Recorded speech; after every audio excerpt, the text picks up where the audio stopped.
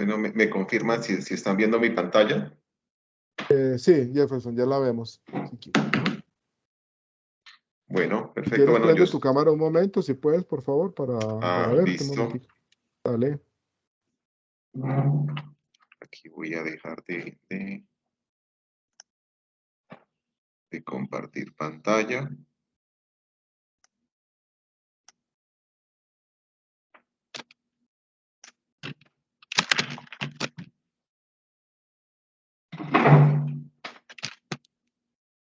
Perfecto. Ujú, excelente. Bueno, mi nombre es Jefferson Buendía. Soy estudiante de la nueva cohorte de doctorado. Soy médico, neumólogo pediatra, profesor de la Facultad de Medicina de la Universidad de Antioquia. Trabajo en el grupo de investigación en farmacología del Departamento de Farmacología y Toxicología. Soy el líder del grupo de investigación. Y una de las líneas de nuestro grupo de investigación es las evaluaciones económicas de medicamentos. ¿Bien? Esa es la naturaleza también de este artículo que voy a presentar hoy. Es una publicación que realizamos en el mes de marzo de este año, mes de mayo de este año. Dentro de las líneas de investigación del grupo, además de las evaluaciones económicas de medicamentos, están las evaluaciones farmacoepidemiológicas y estudios de farmacogenética, pero quizás la línea más activa que tenemos en este momento en el grupo de investigación son las evaluaciones económicas de medicamentos y de tecnologías en salud. Por eso, la razón de esta presentación adicional de que justamente la tesis de doctorado que estoy proponiendo también es una evaluación económica de tecnologías sanitarias. ¿Bien? Entonces, bueno, es un campo donde cada vez más los epidemiólogos hacemos parte de los equipos de economía de la salud eh, y es un campo importante para la toma de decisiones en salud pública. Entonces voy a compartir ahora sí la pantalla. Muchas gracias. Adelante.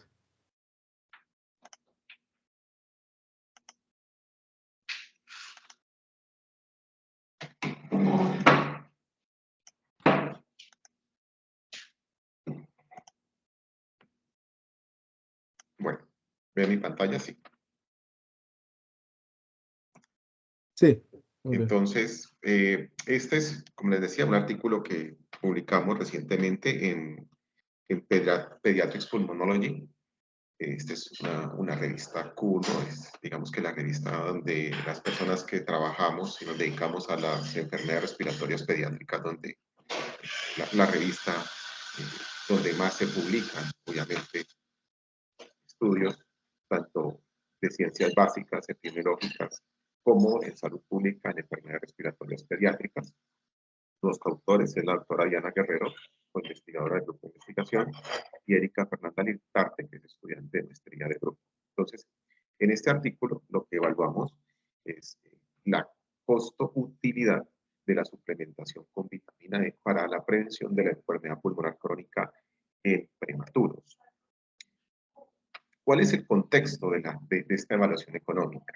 Resulta que la, la prematurez, el nacimiento antes de las 36 semanas, se asocia con una serie de complicaciones, propias de haber nacido justamente no solamente antes de tiempo, sino de la inmadurez de los sistemas biológicos.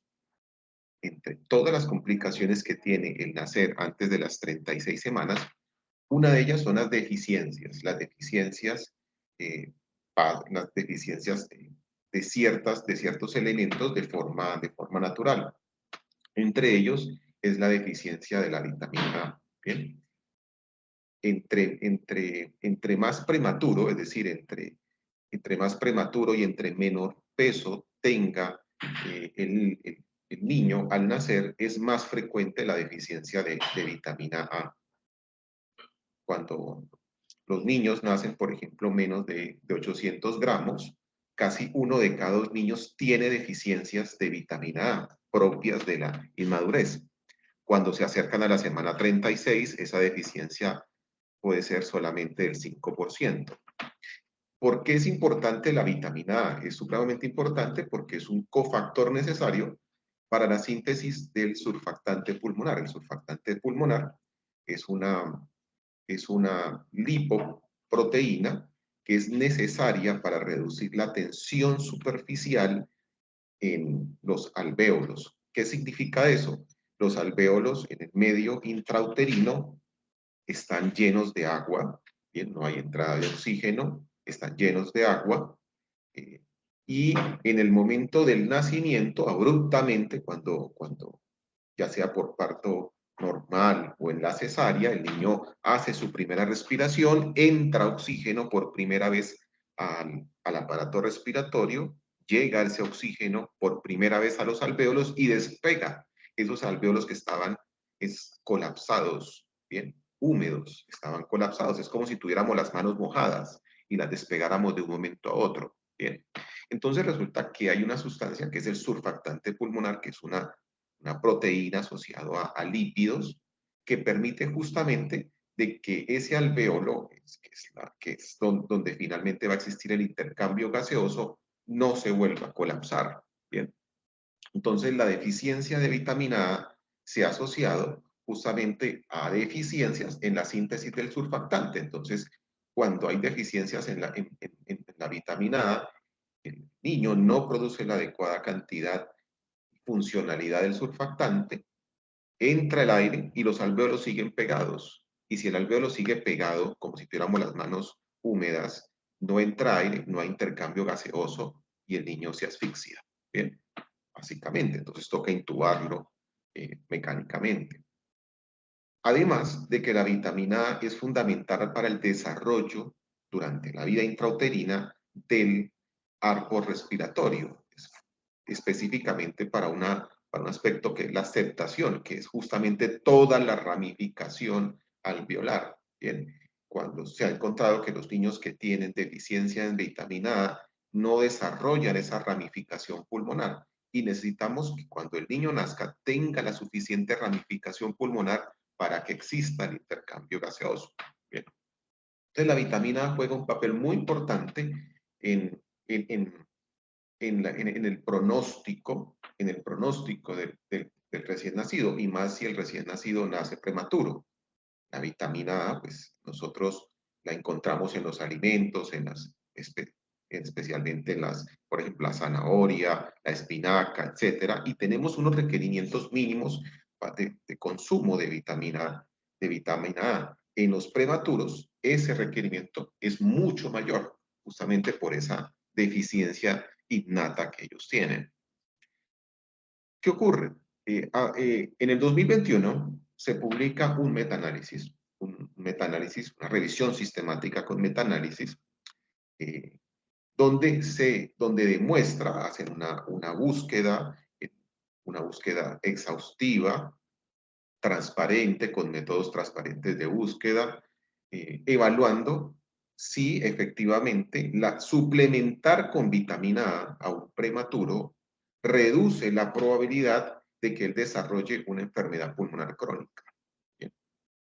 La enfermedad pulmonar crónica es, y básicamente así está definido tanto en este metaanálisis como en la evaluación económica, es que un niño llegue a la semana 36, es decir, que llegue al término madurativo con oxígeno. Si un niño llega a la semana 36 y todavía requiere oxígeno, en esta evaluación económica y en este metaanálisis se declara que el niño sufre una enfermedad pulmonar crónica, que hace parte de un diagnóstico que tenemos, que es la displasia broncopulmonar. Entonces, esos autores buscaron si efectivamente suplementar a estos niños de forma profiláctica, solamente por el hecho de ser prematuro le suministramos la vitamina A, se reduce la probabilidad de que a la semana 36, al término, sigan dependiendo de oxígeno, basándose en los argumentos fisiopatológicos que explicamos anteriormente. Ellos, después de hacer una búsqueda de más de 140 artículos, incluyeron 9 artículos que cumplieron los requisitos, los criterios de inclusión de este metaanálisis. Bien. 9 ensayos clínicos controlados, porque fue una revisión sistemática de ensayos clínicos controlados. En esos ensayos clínicos controlados se utilizaron distintas dosis, además de que existe cierta variabilidad en el intervalo de administración. Unos administraban la vitamina A semanalmente, otros cada 3 semanas, por distintos periodos de tiempo. Pero, a pesar de, digamos que, la variabilidad en las dosis y en el intervalo de administración, la gran mayoría de los ensayos clínicos incluidos en este metaanálisis fueron ensayos clínicos de buena calidad, utilizando la escala de valoración de calidad de la organización Cochrane. Bien, digamos que la gran mayoría no tenían sesgos de selección, no tenían sesgos de información. Fue una revisión sistemática de 9 ensayos clínicos más o menos de buena calidad, lo que les permitió a los autores dar el paso siguiente y hacer metaanálisis. Al metaanalizar justamente eh, el riesgo relativo de la suplementación respecto al desarrollo de enfermedad pulmonar crónica, encuentran justamente que suplementar a estos prematuros con vitamina A reduce la probabilidad de desarrollar enfermedad pulmonar crónica. Como vemos en este forest plot, vemos de que el suplementar con vitamina A reduce más o menos en un 33% la probabilidad de desarrollar enfermedad pulmonar crónica. Y de forma importante para la toma de decisiones, con poca heterogeneidad clínica. Ustedes ven que el valor del I cuadrado en este metaanálisis es del 0%. Más allá que sí existía heterogeneidad clínica, la heterogeneidad estadística fue nula, fue muy baja. Eso da pie a que los resultados de esta revisión sistemática pues, se tengan en cuenta en la medida en que existe poca heterogeneidad, al menos estadística, alguna heterogeneidad clínica, y de alguna manera en neonatología llamó la atención los resultados y comenzó a plantear distintas preguntas. Entonces, viene una gran pregunta. Ya existe un cuerpo de evidencia que demuestra que la vitamina A previene el desarrollo de enfermedad pulmonar crónica. Eso lo demostró el metaanálisis del 2021. Entonces, viene una pregunta directa en la adopción de una tecnología sanitaria. ¿Bien? ¿Será que adoptamos en Colombia, la suplementación de la vitamina A en todos los pacientes prematuros? ¿Bien? ¿Cuánto nos podemos ahorrar si adoptamos de forma sistemática esta recomendación? ¿Y qué variables pueden llegar a hacer de que efectivamente no tengamos un ahorro efectivo por la implementación de la vitamina A? Entonces, cuando surgen esta serie de preguntas, si nosotros debemos adoptar una tecnología en salud, ¿cuál será el impacto de la adopción de una tecnología en salud? Estamos justamente dentro de un problema de priorización de recursos, ¿sí? De escoger. Y es justamente el gap, el espacio que llena las evaluaciones económicas. Las evaluaciones económicas es un insumo para que los tomadores de decisiones puedan escoger. ¿Bien? Como en este caso, escoger adoptar la recomendación de suplementar a todos los prematuros con vitamina A o no hacerlo. ¿Bien? Entonces, las evaluaciones económicas son insumos necesarios para los tomadores de decisiones para tomar decisiones respecto a escoger, respecto a priorizar. ¿Bien? Entonces, ¿cómo? Y esto es como haciendo también un contexto de las evaluaciones económicas. ¿Bien? Usualmente, cuando un tomador de decisiones tiene que decidir si adoptar o no una tecnología y cómo debe adoptar un nuevo medicamento, entonces hay muchos criterios para realizar un proceso de priorización. Bien, podemos decir, no, prioricemos si tenemos una serie de recursos muy finitos, Prioricemos las intervenciones o las enfermedades más prevalentes. Prioricemos lo más severo. Prioricemos lo más huérfano. Prioricemos las intervenciones más efectivas. ¿Bien?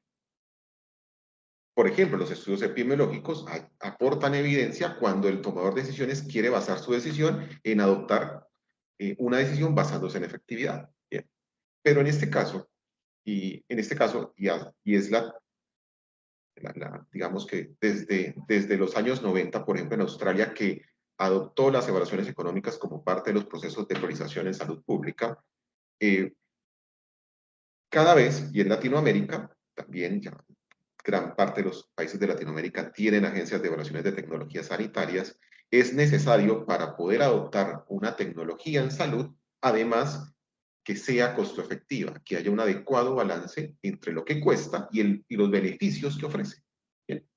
Pero es uno de los argumentos, ¿bien? Es uno de los argumentos para tomar una decisión en adoptar una tecnología. No solamente la tecnología debe ser costo efectiva, también debe ser efectiva, debe ser segura, debe haber un acuerdo político, etcétera. Toda la complejidad de la toma de decisiones. ¿Bien? Ahora, en particular, que es la evidencia que aporta cuando hacemos una evaluación económica, la pregunta que nosotros queremos responder en el fondo en cualquier evaluación económica es si el beneficio de una nueva tecnología, por ejemplo, suplementar con vitamina A, es superior al beneficio perdido por desplazar lo que ya hacemos. Si lo que nosotros vamos a incorporar supera lo que vamos a perder por el desplazamiento de lo antiguo. Bien, ese es el concepto clave en una evaluación económica. Bien, si el beneficio de lo nuevo supera lo que vamos a perder por lo que ya tenemos. Bien, y este es un ejemplo muy gráfico que encontré, que es el concepto, que lo que estoy manifestando y tratando de explicar es el concepto de la costo-oportunidad, que es el concepto central en una evaluación económica. Bien, yo puedo gastarme una hora trabajando en un computador desde la casa y eso me puede significar ganar $20. Pero puedo gastar esa misma hora yendo a una fiesta y gastarme, en vez de ganar, sino gastarme $10. Entonces, ¿cuál es la costo-oportunidad de haber tomado la decisión de irme a la fiesta? Es de $30, porque yo dejé de ganar $20 y además gasté 10. Bien, ese es el valor de la costo-oportunidad, lo que yo dejé, justamente, el costo de mi decisión. Bien, el costo de mi decisión, lo que yo perdí por haber tomado una decisión. Bien, y aquí en esta evaluación económica es lo mismo. Yo voy a introducir un medicamento que es la vitamina A. Yo voy a gastar una serie de recursos. Bien, si yo destino esos recursos, por ejemplo, en vez de darle vitamina A todos los prematuros en Colombia, tomo todo ese dinero y lo gasto mejor, por ejemplo, en promoción y prevención en enfermedad diarreica aguda, ¿en dónde obtendría mayor beneficio? ¿Listo? Es lo que yo dejo de perder por tomar una decisión, por ejemplo. Bien. Entonces, una evaluación económica es un análisis comparativo. La verdad, cuando uno va desde la epidemiología a la economía de la salud, se encuentra que la evaluación económica es algo tremendamente epidemiológico, tiene el contrafactual dentro de su definición. Para que un estudio sea llamado evaluación económica, tiene que haber una comparación. Uno no hace una evaluación económica no se hace de una intervención. Siempre tengo que comparar la intervención nueva frente a lo que se hace en el momento. Bien, o a la mejor tecnología disponible. En esta evaluación económica, en este momento, la vitamina A no hace parte de las guías de práctica clínica de forma homogénea. O sea, que el contrafactual, el comparador, es la no administración de vitamina A, que es lo que se hace en este momento. Bien, entonces es un análisis comparativo, siempre tiene que haber una comparación. Y es una comparación de costos y consecuencias, o costos y beneficios. Si en un ejercicio solamente se están comparando costos, eso no es una evaluación económica completa. Si en un ejercicio se están comparando solamente consecuencias, eso no es una evaluación económica completa. Para que lo denominemos evaluación económica, tiene que haber una comparación de costos y de beneficios. ¿Bien? Y esto es el mapa mental que siempre se tiene cuando uno desarrolla una evaluación económica. uno está comparando siempre dos alternativas, o tres, o cuatro, pero siempre debe haber una comparación. Y una comparación en términos de costos, ¿cuánto me cuesta la alternativa A frente a la alternativa B?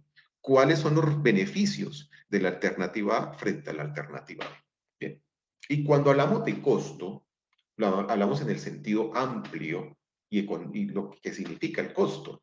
No solamente son los costos directos de la tecnología, son los costos asociados a la pérdida de productividad laboral, son los costos asociados al tiempo. El tiempo es un recurso que se costea, ¿bien?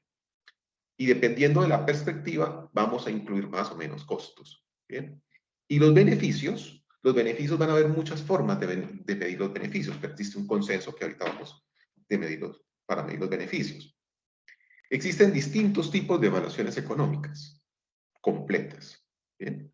Existen los estudios de costo-efectividad, costo-utilidad, costo-beneficio y minimización de costos.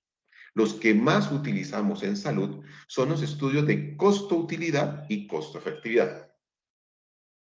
Todos tienen un común denominador, que en todos yo mido costos. En todos yo hago una comparación de costos entre dos alternativas, entre un tratamiento nuevo y el tratamiento existente. Lo que se van a diferenciar los distintos tipos de evaluaciones económicas es la forma en la cual yo mido los beneficios. ¿Bien? Por ejemplo, en los estudios de costo-efectividad, el beneficio yo lo mido en unidades clínicas habituales. Por ejemplo, reducción de milímetros de mercurio, si yo estoy comparando dos antihipertensivos.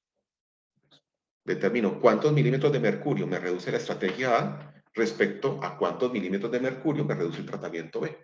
Y así hago la comparación mido los beneficios. Bien. O sobrevida, que es la medida por excelencia en los estudios de costo-efectividad. ¿Cuánto es la sobrevida del grupo con el tratamiento A y cuánto es la sobrevida del grupo con tratamiento B? Así mido los beneficios en un estudio de costo-efectividad.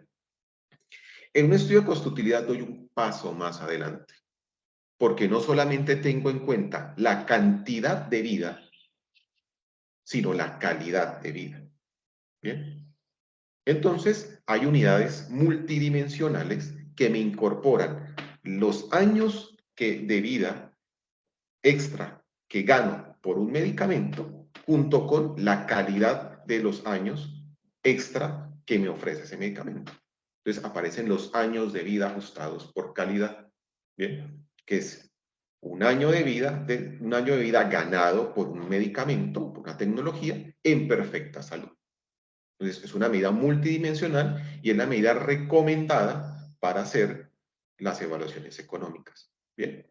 Porque, por ejemplo, de nada me sirve que yo tener dos medicamentos y efectivamente un medicamento con un medicamento gano 5 años de vida extra y con otro gano 3. Pero ¿de qué me sirve ganar 5 años de vida si la calidad de vida de esos 5 años extra es mala? Pues por eso, las evaluaciones económicas, la recomendación es que se trate de hacer, en la medida de lo posible, porque no siempre es posible, hacer estudios de costo-utilidad, donde yo el beneficio lo pondere por la calidad de vida de esos años de vida extra. Bien. Este artículo es una evaluación de costo-utilidad. Es decir, aquí medimos los beneficios en términos de años de vida ganados ajustados por calidad. Y así como en los ensayos clínicos, la medida de asociación es el riesgo relativo, o en un caso sin controles es un odds ratio. En las evaluaciones económicas, la medida con la cual determinamos la costo-efectividad se llama la razón de costo-efectividad incremental, que es algo muy simple, que es en el numerador van los costos, la diferencia de costos, la resta de los costos de la tecnología nueva, menos en la resta de los costos de la tecnología usual o comparador, y en el denominador van los años de vida ajustados por calidad que me ofrece la tecnología nueva, menos los años de vida ajustados que me ofrece la tecnología usual. Es una razón, un cociente de dos diferencias. ¿Y qué me dice esa razón de costo-efectividad incremental? Lo que me está expresando es cuánto me cuesta un año de vida, cuánto me cuesta un año de vida extra que me ofrece la tecnología nueva. Porque ese es el resultado de la diferencia de esos dos, de ese cociente. En el numerador van costos, en el denominador van beneficios. Entonces, ¿cuánto me cuesta un año de vida extra que me ofrece una tecnología? Bien. Ahora, ese dato por sí solo no dice nada. Si yo digo, la vitamina A, un año de vida extra en perfecta salud que gano con la vitamina A me cuesta 10 millones de pesos. Ese dato por sí solo no me dice nada. Bien. Yo tengo que tener un umbral, un punto de referencia para decir, eso es costo efectivo, ¿no? Bien. Un indicador. Entonces resulta que los países, la sociedad, porque es la sociedad, cada país, según su disponibilidad de pago, según el Producto Interno Bruto, según la economía del país, acuerda cuánto está dispuesto a pagar por un año de vida ajustado por calidad. Por ejemplo, en Reino Unido, el consenso del Reino Unido dice, en el Reino Unido están dispuestos a pagar $50,000 por un año de vida extra que me ofrece cualquier medicamento.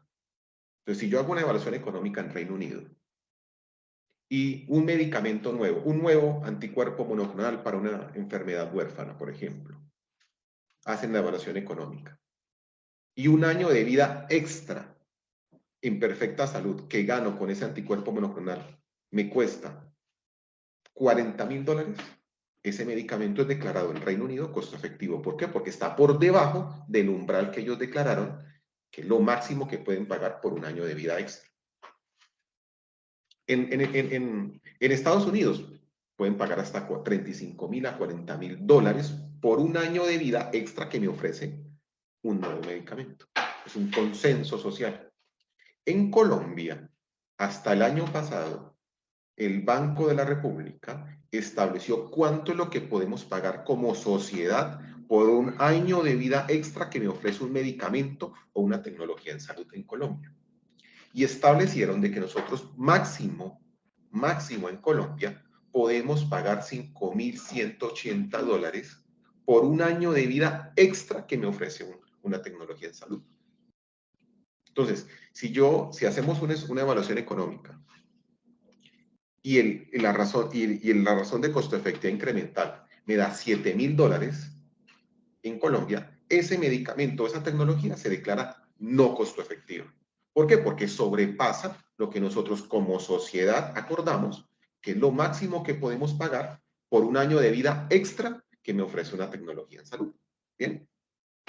Listo. Ahora sí, con ese marco conceptual entremos nuevamente a la evaluación económica. Entonces, ¿cuál es el caso base o de quién estamos hablando en esta evaluación económica? Estamos hablando de pacientes recién nacidos con una edad gestacional menor a 33 semanas que pesan de 500 a 1,000 gramos, prematuros, extremos y muy extremos. Bien. ¿Cuál es la intervención que evalúa esta evaluación económica? La vitamina A.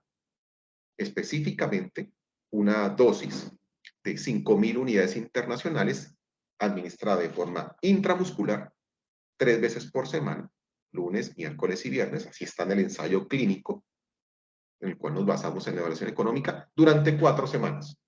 Esa fue la intervención que demostró en el metaanálisis, que es la que tiene mayor peso en el metaanálisis. Bien. Entonces estamos hablando de administrar de forma interdiaria, semanal, vitamina A.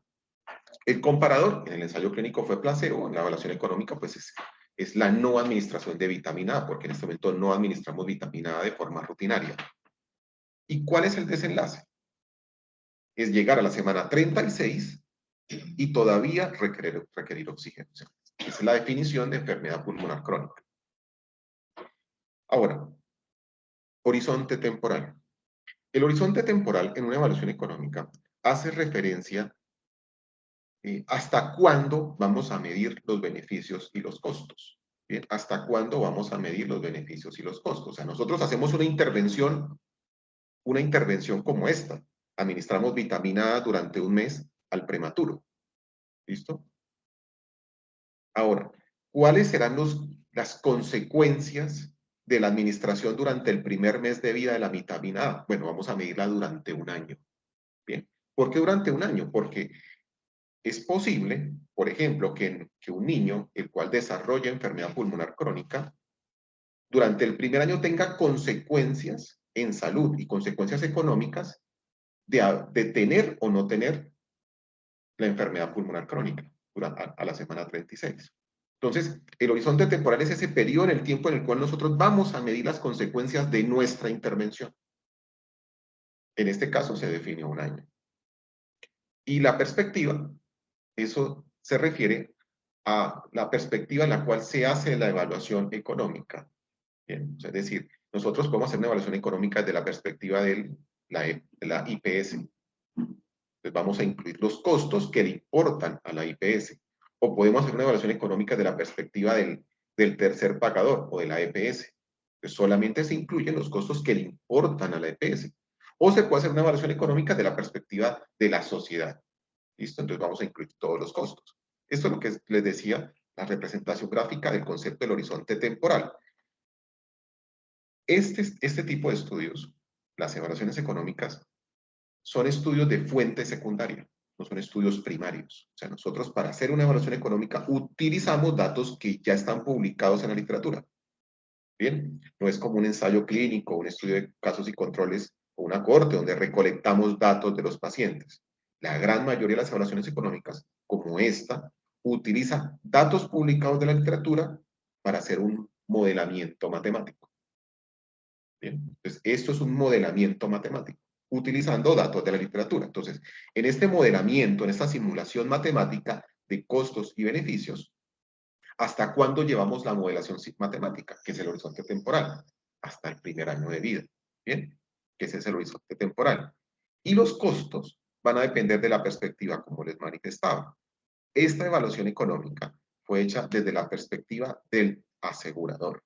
¿Bien? Y va a ser, ¿y quién es el? Entonces, en ese sentido, ¿a quién le sirven los resultados de la evaluación económica? A un asegurador. Si debe entonces el asegurador tomar como política administrarle vitamina A a sus asegurados, si le es o no costo efectivo. Bien. Y dependiendo entonces de la perspectiva, vamos a incluir una serie de costos y otros no. ¿Listo? Entonces, este fue el ensayo clínico del cual nosotros extrajimos el riesgo relativo, bueno, gran parte de las medidas para esta simulación matemática que encontraron efectivamente. Si bien en el metaanálisis encontraron una reducción del 33%, en el ensayo clínico que más pesa en el metaanálisis encontraron una reducción en promedio del 11%, ¿bien? Que fue estadísticamente significativa. Ahora, les manifestaba que esto es una simulación matemática. Entonces, hay muchas formas de hacer una evaluación económica. ¿Bien? Esta evaluación económica utilizó un modelo de análisis de decisiones. ¿Bien? Hay muchas técnicas, así por ejemplo, como en epidemiología nosotros podemos decir, no, los datos los voy a analizar con una regresión logística, lo voy a analizar con una regresión de Cox, etcétera. En evaluaciones económicas existen también distintas metodologías analíticas. ¿Bien? Nosotros la metodología analítica que escogimos para resolver esta pregunta fue un árbol de decisiones. ¿Por qué? Porque el horizonte temporal es corto. Cuando modelamos enfermedades crónicas a largo tiempo, se utilizan, por ejemplo, modelos de Markov. Bien. Aquí la estrategia analítica que utilizamos fue un árbol de decisiones donde uno pinta en el modelo matemático la historia natural de la enfermedad, porque lo que yo quiero es simular los costos y los beneficios de qué le pasaría a un niño con enfermedad que recibe vitamina A durante el primer año de vida. Entonces existen dos opciones en la simulación matemática, o que reciba la suplementación o que no la reciba. En cualquiera de los dos casos existen dos opciones, si la recibe o no la recibe, que desarrolle o no desarrolle enfermedad pulmonar crónica. Bien. Entonces, ¿de qué depende que desarrolle o no enfermedad pulmonar crónica? Depende del riesgo relativo que encontramos en el ensayo clínico y de la probabilidad basal, bien, de la prevalencia local de enfermedad pulmonar crónica, que es lo que va a afectar el riesgo relativo en la simulación matemática. Ahora, un paciente con enfermedad pulmonar crónica tiene dos opciones. Puede ser que continúe hospitalizado o puede ser que lo manden a la semana 36 a la casa con oxígeno domiciliario. ¿Bien? Y en ambos casos, ya sea el paciente que continúa hospitalizado o el paciente que mandan a la casa, existen dos probabilidades durante el primer año. Que el niño se muera a causa de la enfermedad pulmonar crónica dentro del hospital, o que incluso también se muera a pesar de que le envíen con oxígeno domiciliario.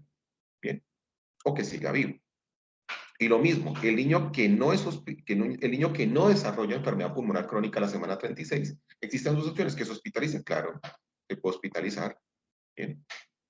O no, o puede ser que no se hospitalice a la semana 36, y el que se hospitalice se muera o no se muera, ¿bien? Entonces, lo que tratamos es de simular lo que le puede ocurrir a un paciente con enfermedad pulmonar crónica, a un paciente prematuro, perdón, ¿bien? Durante el primer año. Y utilizamos en las evaluaciones económicas usualmente desenlaces duros, como la muerte. ¿Listo? Nosotros aquí hubiéramos podido colocar desarrolla secuela o no secuela, pero el desenlace más duro que tenemos es justamente la muerte, y por eso es el desenlace final en esa simulación matemática y en las simulaciones matemáticas en las evaluaciones económicas. Y esto es la forma en la cual se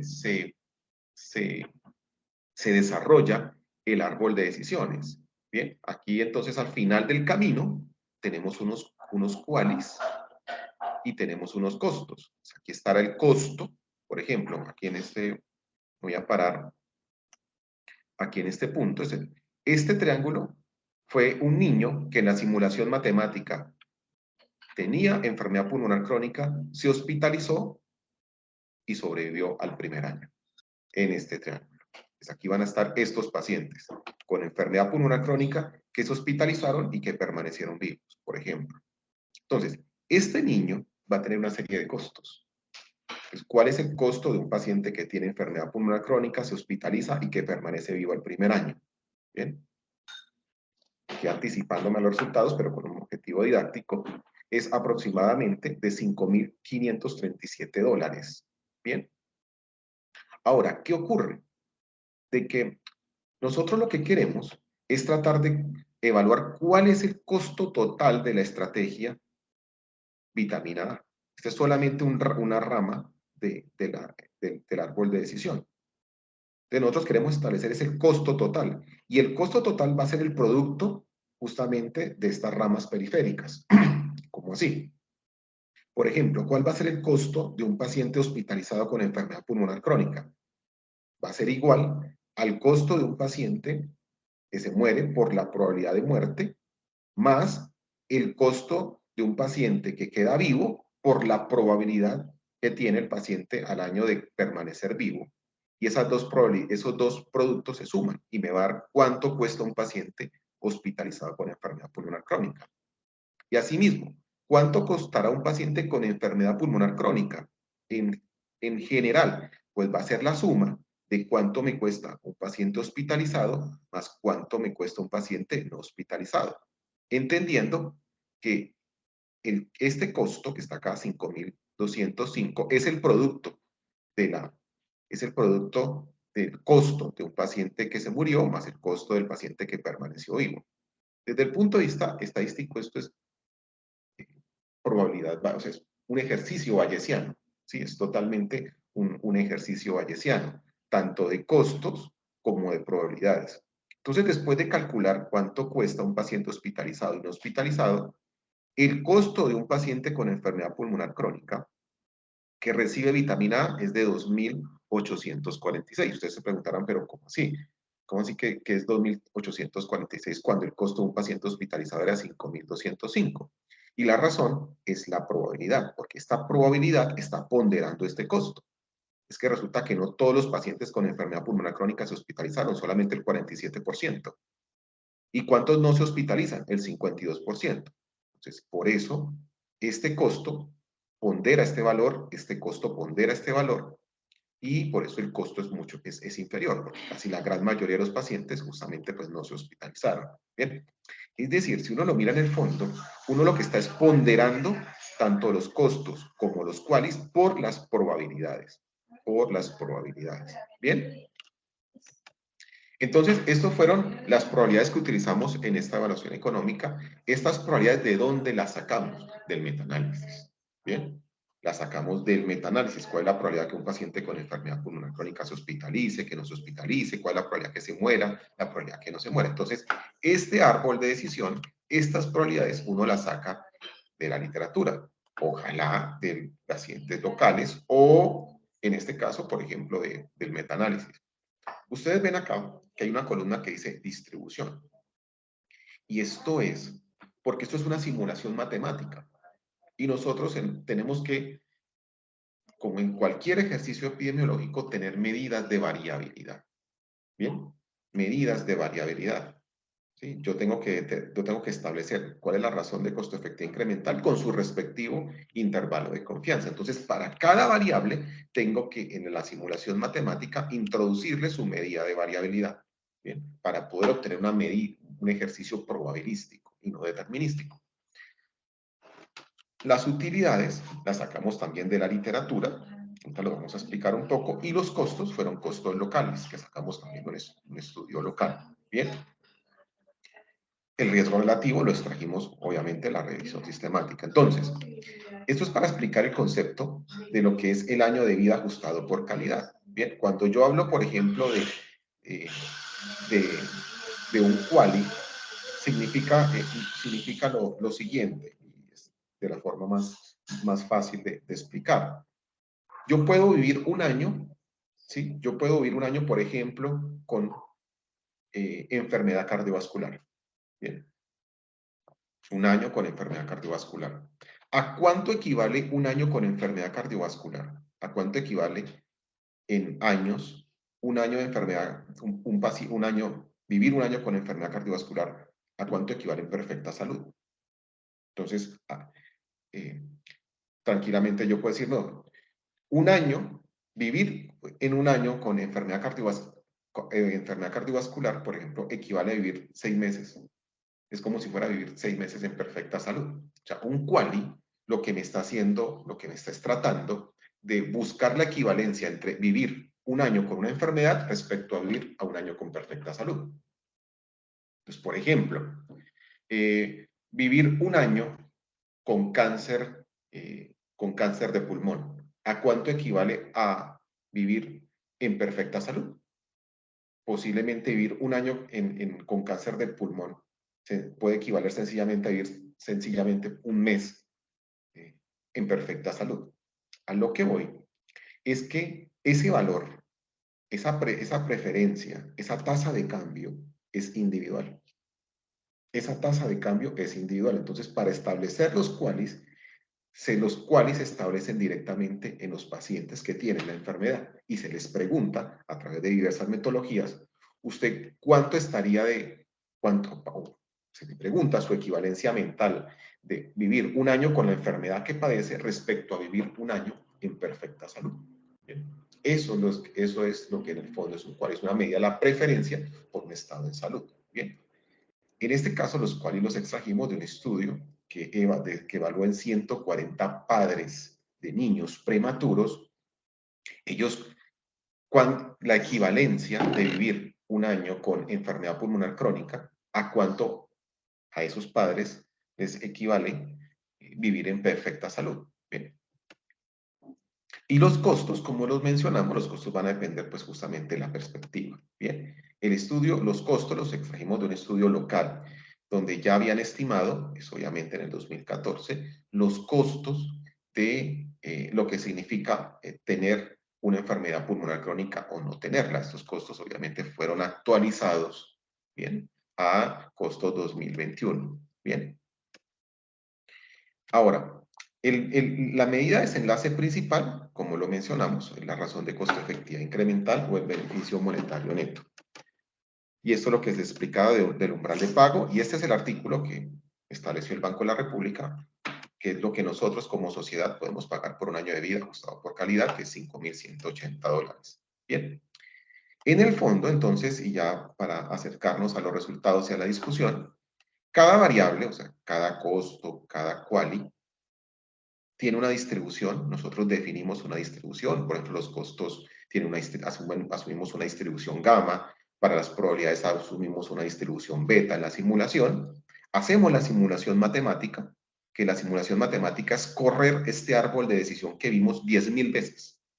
Corremos este árbol de decisión 10.000 veces. Y durante cada simulación, el computador escoge de forma aleatoria un valor dentro de la distribución. Dentro del costo, escoge un costo, ¿sí? Aleatoriamente. Y ese costo es el que introduce a cada simulación. De esa forma, que eso es una simulación de Monte Carlo, vamos a obtener una distribución de valores de efectividad y una distribución de valores de costo. Y ustedes preguntarán, ¿por qué es importante eso? Porque resulta que nosotros tenemos que tratar de representar lo que ocurre en la vida real. En la vida real yo puedo decir, sí, hay pacientes que, por ejemplo, tienen una mortalidad por enfermedad pulmonar crónica del 40%. Supongamos que esa sea la mortalidad por enfermedad pulmonar crónica, el 40%. Pero resulta que van a haber pacientes que no, hay casos donde la mortalidad es del 15, hay casos donde la mortalidad es del 60. Entonces, el introducir la distribución de la variable, estamos tratando de simular toda la variabilidad que puede ocurrir en la práctica clínica. Bien, toda la variabilidad que puede existir en la práctica clínica. Entonces, los costos pueden ser variables, las probabilidades pueden ser variables, el mismo riesgo relativo puede ser variable. Entonces, cada parámetro va a tener una distribución y el computador lo que hace es escoger aleatoriamente dentro de la distribución de cada costo un valor. Bien, y eso lo hace 10.000 veces. Y obtenemos una distribución de efectividad y una distribución de costo. Bien, eso es lo que les decía del umbral de pago. Bien, entonces, finalmente, después de hacer las 10.000 simulaciones con los costos y con los cuales, bien, encontramos de que el costo, de que un paciente al cual se le da suplementación con vitamina A, el costo esperado, el costo promedio esperado por paciente anual con vitamina A es de $1.579. Y un paciente al cual no se le administra vitamina A, el costo anual por paciente es de $1.913. Bien, es mucho más costoso no administrar vitamina A que administrar. ¿Por qué? Porque la vitamina A me evita enfermedad pulmonar crónica y me evita hospitalización y todos los costos de la simulación. Esta es la diferencia. Este es el valor del ahorro que mencionábamos anteriormente. O sea, si nosotros administramos vitamina A, nos vamos a ahorrar por paciente $342. Eso es un dato extremadamente importante para el tomador de decisiones. Bien. Ahora, después de la simulación, ¿cuántos años de vida en perfecta salud extra me ofrece dar vitamina A? 0.66 años. Bien, que sería más o menos, no sé, 6, 7 meses en perfecta salud extra que me ofrece dar vitamina A. Mientras que si no damos vitamina A, el nivel basal es 0.61 años de vida en perfecta salud. Entonces, si nosotros damos vitamina A, se gana digamos, esto está en años, porque el cual es en años, pero en términos reales nos ganamos un par de meses en perfecta salud.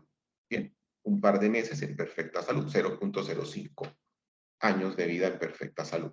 Bien, y esto es el beneficio monetario neto. El beneficio monetario neto es la resta es convertir los cuales en dinero y hacer una resta sencillamente de beneficio económico. Bien, convertimos los cuales en dinero, hay una metodología para convertir los cuales en dinero y comparamos lo que ganamos en salud en términos monetarios frente a lo que gastamos en salud. Bien. Entonces, entre mayor sea el beneficio monetario neto, mejor es la tecnología, porque ganamos mucho más en términos económicos. Entonces, el beneficio monetario neto es mucho mayor cuando damos suplementación con vitamina A respecto al beneficio monetario neto cuando no lo damos. Convertir los cuales en dinero y restar lo que ganamos en salud en dinero menos lo que gastamos obviamente en dinero, esa diferencia es mucho mayor cuando damos vitamina A respecto a no darla. Este indicador soporta justamente, entre otras cosas, que dar suplementación con vitamina A es costo efectivo. Bien, entonces, en este caso, en esta evaluación económica, no existe duda, porque tenemos una intervención con la cual nos ahorra dinero y ganamos más salud. Nos ahorra dinero y ganamos más salud. Es totalmente costo efectivo. Bien. Ahora, Jefferson, sí. Sí, Disculpa, estamos llegando ya al final del tiempo. ¿Podrías tratar ya de redondear y terminar la presentación para ver si tenemos espacio para un par de preguntas? listo, perfecto. 2 diapositivas. Entonces, este es el resultado de la simulación. Cada punto de estos es una de las 10.000 simulaciones. Bien. Y lo importante acá es que todas las simulaciones caen debajo del umbral de pago en Colombia. Todas las simulaciones caen por debajo del umbral de pago en Colombia. Hay muy pocas que fueron como el 1 o 2% de las simulaciones caen, perdón, por encima del umbral de pago. Bien, entonces no nos queda duda de que es totalmente costo efectivo. Entonces, la discusión que está en el artículo, nos ahorramos $342 por paciente. ¿Y eso por qué es importante? Porque el 1.4% de los nacimientos en Colombia son prematuros. Bien, si comenzamos a multiplicar la cantidad de pacientes prematuros que nacen en Colombia por $342, va a resultar en una cifra que no es despreciable, que nos podemos ahorrar como sociedad. Bien, esta es la primera evaluación económica de vitamina A publicada en la literatura en prematuros. Bien, no es la única intervención que se puede hacer en prematuros. Hay muchas intervenciones para reducir la probabilidad de una enfermedad crónica. Palivizumab, surfactante, la misma lactancia materna es una intervención para reducir justamente la probabilidad de enfermedad pulmonar crónica. ¿Qué antecedentes existen? No existen evaluaciones económicas, sí existen otras revisiones sistemáticas que siguen apoyando pues este concepto, que dar vitamina A reduce mortalidad, dar vitamina A reduce días de ventilación mecánica, dar vitamina A reduce la probabilidad de leucomalacia, una complicación cerebral, y la retinopatía en pacientes prematuros. Los desafíos, existen problemas, ¿sí? ¿Cuáles son los problemas? De que existe heterogeneidad en las dosis. Entonces, si bien nosotros utilizamos una dosis que fue la publicada por el ensayo clínico de Tyson, hay alguna variabilidad todavía en las dosis utilizadas en los ensayos clínicos. Entonces, ese es un aspecto que necesita de pronto ser aclarado ojalá por un nuevo ensayo clínico. ¿Cuál es la dosis con la cual obtenemos el mayor beneficio? Y también existen diferencias en los intervalos de administración. Ven que algunos ensayos clínicos los aplican la vitamina A una vez por semana, otros lo aplican 3 veces por semana, como fue donde nosotros utilizamos. ¿Qué limitaciones tenemos? Claro, utilizamos un riesgo relativo de ensayos clínicos que no fueron realizados en Colombia, utilizamos utilidades que no fueron estimados en población colombiana. ¿Cómo uno lía ese problema en la evaluación económica? Con la simulación matemática, porque cada variable la colocamos a simular dentro de un rango, ¿bien? Y en alguno de esos rangos, así como en un intervalo de confianza, estará el valor de la población colombiana. Y como nos dimos cuenta, más del 98% de las simulaciones caen por debajo del umbral de paro. Bien, eso es. No sé si hay preguntas ahora. Bueno, quiero agradecerte por la presentación, excelente, pues excelente, magistral realmente y muy importante me parece a mí esa conexión que has mostrado, esa conexión con la epidemiología, ¿cierto? Que tiene la evaluación económica en salud. Pues aprovecho para comentarles a los estudiantes de maestría que uno de los cursos selectivos que se les ofrecen a ellos en este semestre es el de evaluación económica en salud que lo ofrecen profesores de la Facultad de Salud Pública y esto precisamente tiene que ver con este tema. Bueno, no sé si hay alguna pregunta de las personas que todavía nos acompañan en el club de revistas sobre lo que Jefferson nos ha presentado de manera muy clara sobre este tema, sobre el artículo. Adelante. Carlos, con tu permiso, tomo la palabra. Sí, señor. Adelante, Bueno, profe. primero para felicitar a Jefferson, es una presentación, como tú lo dijiste muy bien, magistral. Es un tema complejo, pero por él explicado de una forma magistral. Realmente se presenta en una forma tan clara, tan bien conceptualizada, tan definida. Yo de todos modos comento sobre la evaluación económica, de todos modos como 5 aspectos que me dejan como una sensación como de inseguridad frente a los resultados. Una primera es que siempre que se habla de dinero, siempre hay alguien que pueda tener sobre el dinero alguna pretensión. Cuando él dice que esto incluso se puede evaluar desde distintos puntos de vista o perspectivas, pues esto lo pudiera estar evaluando un asegurador que quiere preservar su dinero o los asegurados que quieren que se invierta bien o una entidad de control público, en fin. El asunto de que sean secundarios es también otra limitación, como él bien lo dice también, de que son datos que no se generan por sí mismos, sino que hay que tomarlos y uno podría tener sobre esa decisión de tomarlos alguna selectividad, dijéramos, sesgada. El asunto de que tenga que ser sobre supuestos. Si yo pudiera realmente y casi que pudiera ser en forma, dijéramos, intencionada o incluso inconsciente, escoger los indicadores que me resultaran, como que dicen, más favorables a mis pretensiones. El hecho de que haya que hacer una simulación y que de todos modos tenga que recurrir a métodos que también me podría yo inclinar hacia aquellos métodos que confirman más mis hipótesis o mis pretensiones.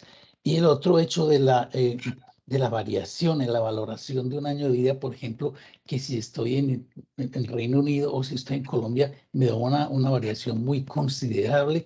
Bueno, todos esos aspectos que son, como quien dice, de una indefinición, pero que se pueden ser sujetos a que yo escoja este o aquel, me parece que pudieran estar planteando un riesgo muy, muy alto de sesgo. De todo modo, yo quisiera preguntarle a Jefferson si ese sesgo o esa posibilidad de ese sesgo puede ser algo que incomode al investigador o no.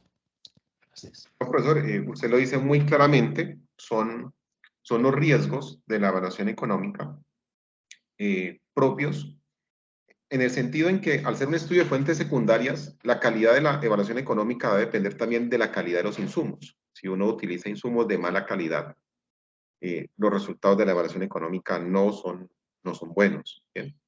En ese sentido, muchas de las revistas exigen, por ejemplo, de que se haga explícita la forma en la cual se hizo la búsqueda de literatura, ¿sí? Ese es un aspecto con lo cual cada vez las revistas lo exigen más para garantizar la transparencia, de que se coloquen la estrategia de búsqueda, se coloquen las bases de datos donde se hizo la revisión, para garantizar la transparencia en la búsqueda de la información tanto de beneficios, probabilidades, también como de costos. ¿Bien? Usualmente los datos de costos sí son locales en las evaluaciones económicas, por ejemplo, como en este caso, fueron datos locales, los cuales también tienen riesgo de sesgos. Existen varias metodologías para hacer costeo y cada metodología tiene sus beneficios y sus inconvenientes. Entre otras cosas, por eso es que uno de los llamados es que las evaluaciones económicas, entre otras cosas, sean realizadas por instituciones que no tengan ningún conflicto de interés, porque usted bien, profesor, lo manifiesta.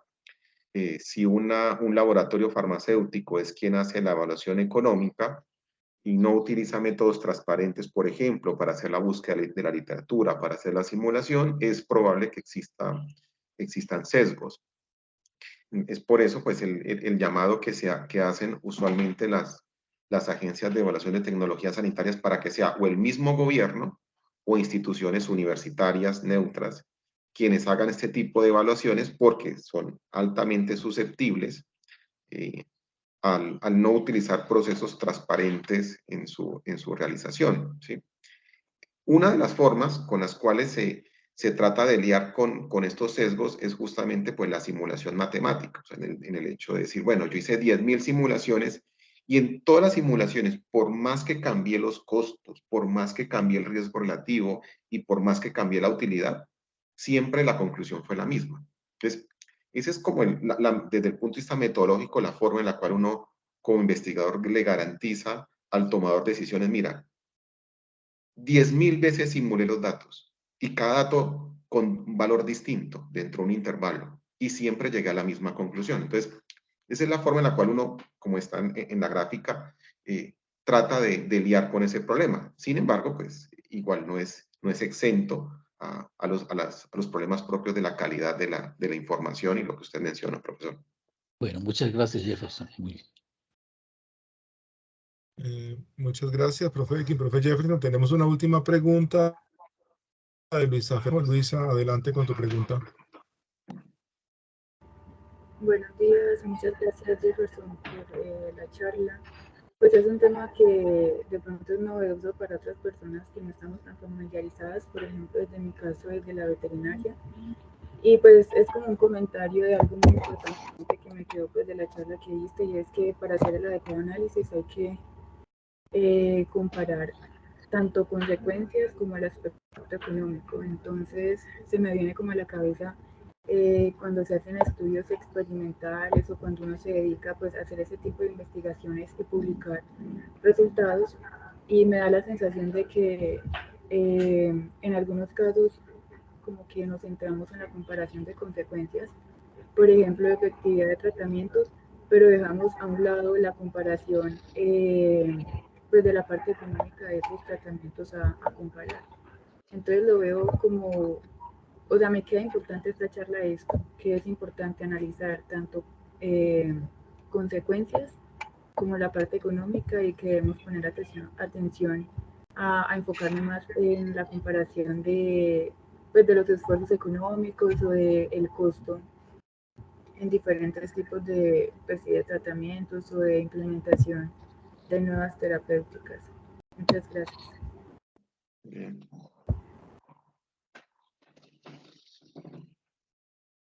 Gracias, Luisa. Bueno, sí, terminamos aquí entonces. Nuevamente agradecerle a todos por la asistencia y a Jefferson por su presentación. Excelente haber traído este tema y haberlo ilustrado pues con todo el detalle de esta metodología, pues, y animar a los estudiantes pues a ahondar más en este campo, que es muy importante y, como él lo dijo, conecta muy bien con la epidemiología. Gracias de nuevo a todos, que tengan buen día. Recuerden haber registrado la asistencia a través del enlace que se les compartió. Nos encontramos aquí la próxima semana. Que tengan buen día. Chao. Hasta luego, muchas gracias. Hasta luego. Muchas gracias a todos. Gracias, Jefferson.